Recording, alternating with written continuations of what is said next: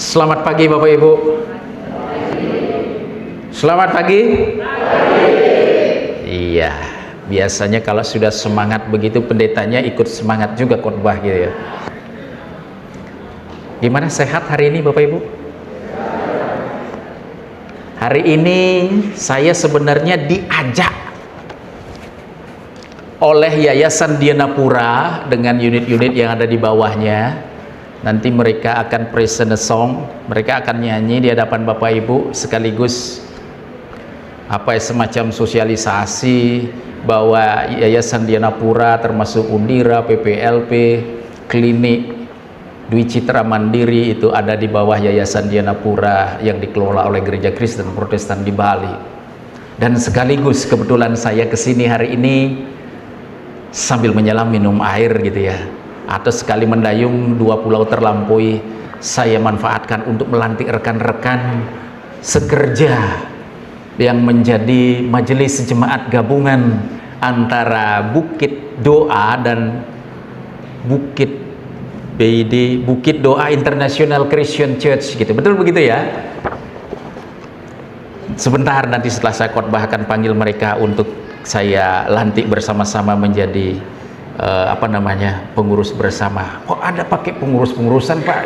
Iya, ini sebenarnya prosesnya sudah lama, masuk kepada wilayah membawanya ke MSL lalu juga membawanya ke sinode. Akhirnya itu berlapis-lapis kesepakatannya dalam rangka untuk menegaskan bahwa BDIC is belong to GKPB. BDIC is part of GKPB's congregation, so that's why, because you all live in the same building, the same place, it is nice if you have joint congregation, something like that, atau united congregation, whatever. Baik, saudara, tidak berpanjang di situ, saya mengajak saudara untuk merenungkan firman Tuhan hari ini. Saya kasih judul rekan sekerja Allah, God's fellow workers. God's fellow workers, rekan sekerja Allah. Buluh yang patah terkulai tidak akan diputuskannya, dan sumbu yang nyalanya tidak akan dipadamkannya. Itulah introitus kita, saudara. A bruised reed he will not break, and a smoldering wick he will not snuff out. Introitus ini, saudara, sesungguhnya hendak menyatakan mengenai kasih Allah. This introit want to say about, to demonstrate about the love of God, unlimited love of God, kasih Allah yang tidak terbatas, unlimited compassionate of God. Compassionate of God ini juga tidak pandang bulu, saudara.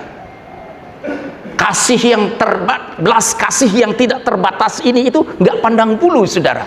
Bagi semua orang, it is bestowed upon everyone to whom he chooses to extend it. Dia memberikannya kepada setiap orang yang Allah mau berikan. Belas kasih Allah itu diberikan kepada saya dan saudara. It is given also to you and me. Oleh karena itu, saudara-saudara, kita pun mestinya terus bermohon dan berharap agar His mercy come upon us. His mercy is bestowed upon us. Kita berdoa agar belas kasih Allah, compassionate of God itu turun memberkati kita. Saudaraku, metafora yang dipakai oleh Nabi Yesaya menggambarkan betapa luar biasanya kasih kepedulian Allah di sini. Ini sangat bagus. Buluh yang patah terkulai.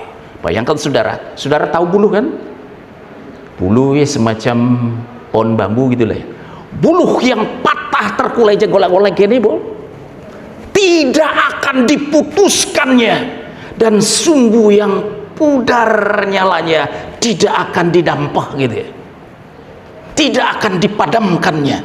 Ini metafor yang sungguh luar biasa untuk mengekspresikan the compassionate of God itu, kasih Allah yang besar itu, saudara.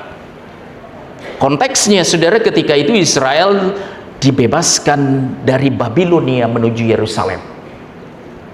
Bahwa sejatinya keberadaan Israel waktu itu laksana buluh yang patah terkulai, artinya tidak berdaya secara kekuatan militer maupun politis, karena eksistensi mereka sebagai bangsa tawanan di Babilonia, tetapi kini mau dibawa lagi ke Israel.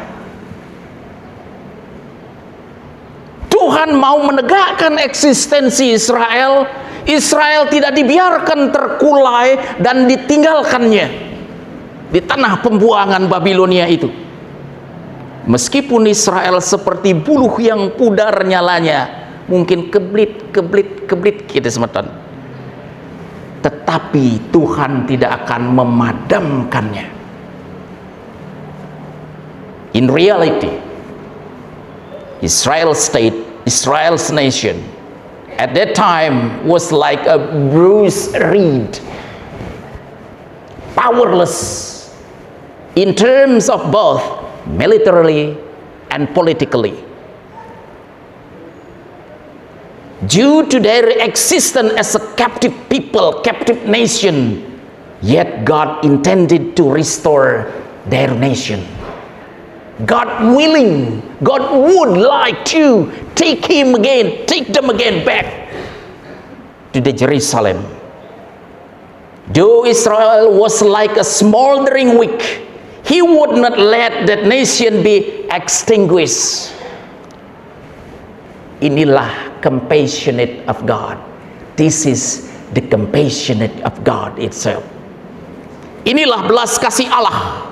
Bahkan Tuhan justru mau memulihkan keberadaan Israel atau Yehuda yang telah terkulai dan pudar nyalanya itu, tegak berdiri bersanding di antara bangsa-bangsa lain di sekitarnya waktu itu. Untuk apa? Memancarkan terang ilahi, memancarkan terang kemuliaan Allah dari Yerusalem. Pemazmur hari ini, saudara, menggambarkan hal ini sangat bernas. Tuhan membangun Yerusalem. Ia mengumpulkan orang Israel yang tercerai-berai. Ia menyembuhkan orang yang hancur hatinya dan membalut luka-luka mereka.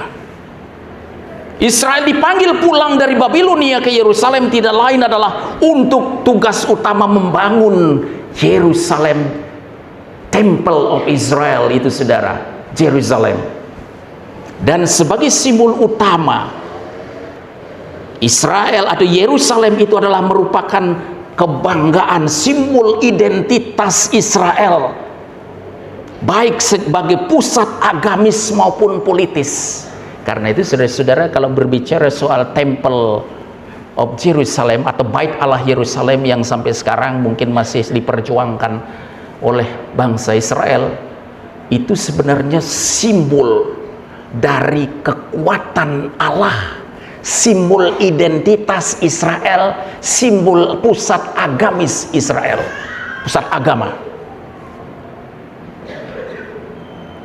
Dan simbol itu, dengan simbol itu mereka akan dikagumi kembali oleh bangsa-bangsa bahwa mereka adalah milik Yahweh, Allah yang perkasa. Dari Israel inilah Allah hendak kembali menyatakan kehendaknya kepada dunia yang belum mengenal namanya. Dan hal ini Israel menjadi, dalam hal ini, saudara, dikatakan bahwa Israel menjadi rekan sekerja Allah untuk merestorasi kehidupannya, merestorasi Bait Allah Yerusalem, agar kemuliaan Allah dinyatakan kepada bangsa-bangsa. Here, Israelites become God's co-workers atau God's fellow workers for what? To build, to restore the Temple of Jerusalem as a witness to all nations that God exists among Israelites. Dalam bacaan kita hari ini, saudara, Paulus yang telah dipanggil Kristus menyatakan Injil bagi dunia, memberikan pengajaran yang bagus kepada jemaat Korintus tentang eksistensi orang percaya sebagai rekan sekerja Allah untuk mewujudkan bangunan Allah. Kami adalah kawan sekerja Allah, kamu adalah ladang Allah, bangunan Allah. Today, brothers and sisters, God calls us as what? As God's fellow workers. Today, God also calls you, brothers and sisters, to be what? To be co-workers of God. To be kawan sekerja Allah. Especially to our brothers and sisters as the United Joint Mission Council. Quote Mission Council. Sebagai majelis gabungan, saudara. Jadi saudara adalah co-workers of God. Pertanyaannya sekarang, saudara, bagi kita semua, apakah saudara mau menjadi rekan sekerja Allah?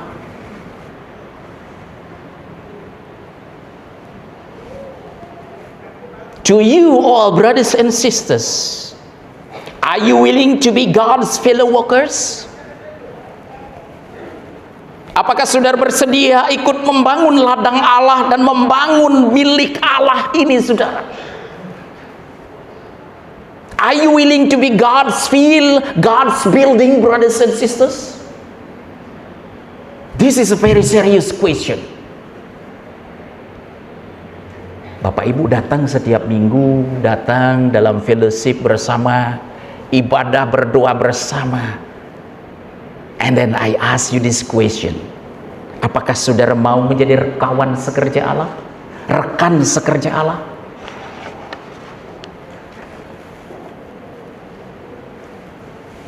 What must we do? What must we do as a people who are willing to be God's fellow workers? Tapi kan pertanyaan saya belum dijawab sama Bapak Ibu tadi. Bapak Ibu mau jadi kawan sekerja Allah?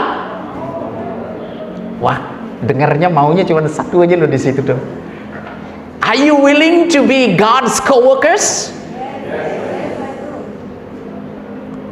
Kalau saudara mau, apa yang harus saudara lakukan untuk menjadi rekan sekerja Allah itu? Apakah yang mesti dikerjakan jika Anda bersedia menjadi ladang dan bangunan Allah? Ini pertanyaan-pertanyaan yang serius yang harus ditanggapi dengan benar. Saudaraku, Paulus bersama temannya sudah menyatakan dirinya sebagai kawan sekerja Allah dan mengatakan bahwa jemaat Korintus adalah ladang Allah, jemaat Korintus adalah bangunan Allah. I work with you, you are our fellow as God's fellow workers. Artinya saudara, jemaat Korintus adalah ladang di mana Injil Kristus harus ditanam sehingga bertumbuh dan berbuah. Jemaat Korintus juga adalah bangunan Allah, yang artinya bangunan itu harus dibangun dengan nilai-nilai Kristus sehingga jemaat Korintus menjadi semakin kokoh dan dapat disaksikan oleh orang-orang di sekitarnya.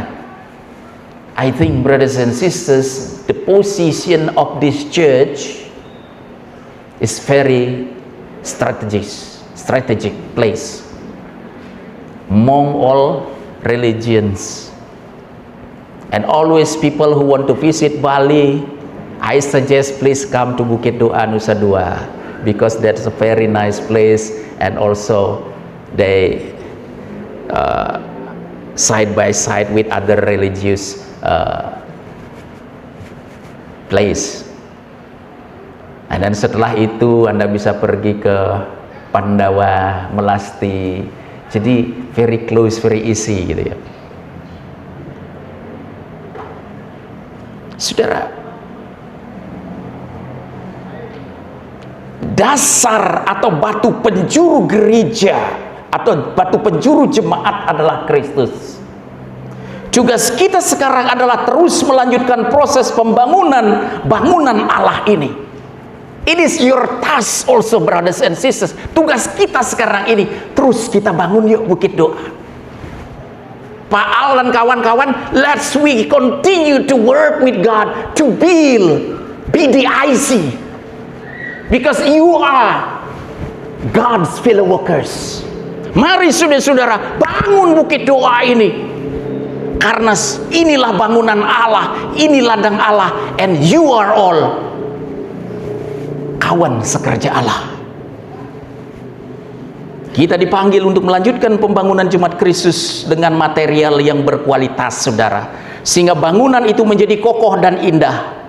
Paul invites us to declare ourselves as God's co-workers, as God feel ready to be planted with gospel, and as God's building ready to be constructed upon the foundation of Christ. Jadi bangunan kita itu di atas Yesus Kristus. Makanya Bapak Ibu, jangan sampai Jemaat Bukit Doa membangun di atas dasar yang bukan Kristus. Jangan membangun Bukit Doa di atas dasar pikiran saya sendiri gitu, atau keinginan seseorang atau kelompok orang. Bangunlah Bukit Doa, bangunlah BDIC upon the foundation of Jesus Christ.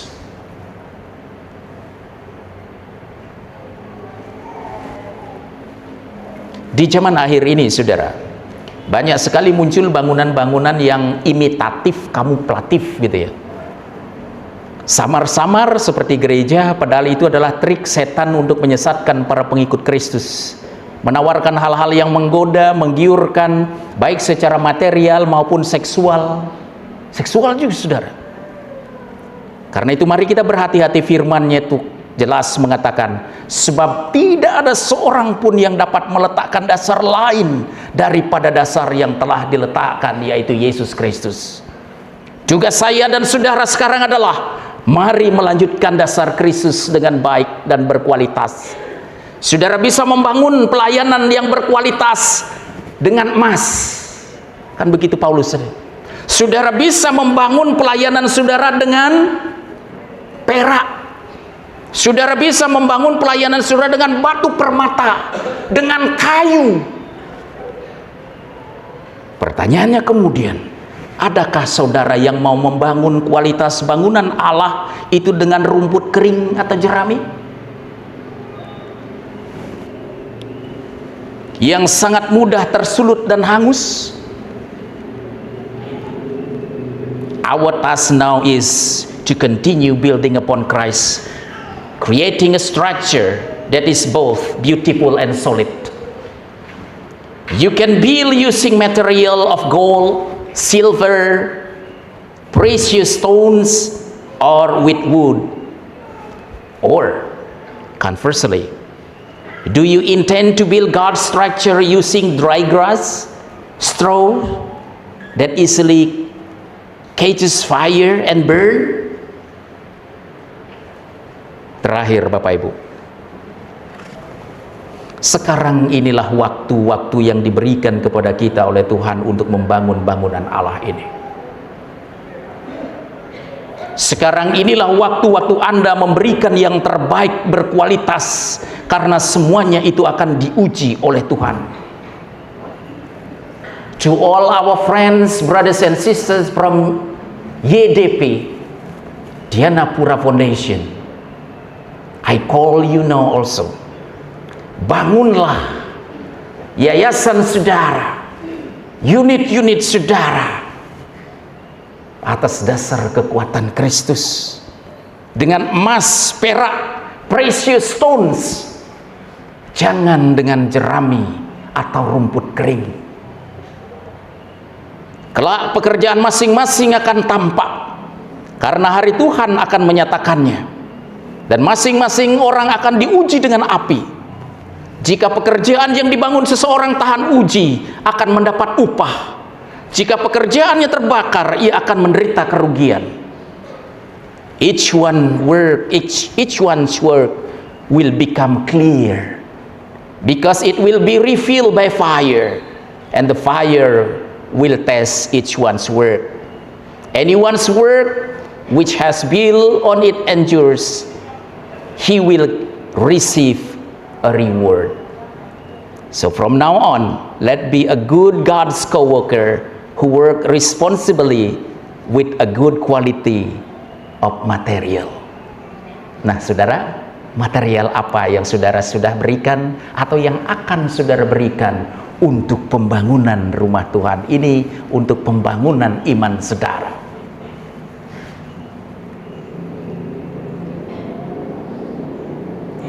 God will use everyone who willing to respond Him enthusiastically, even though they are weak.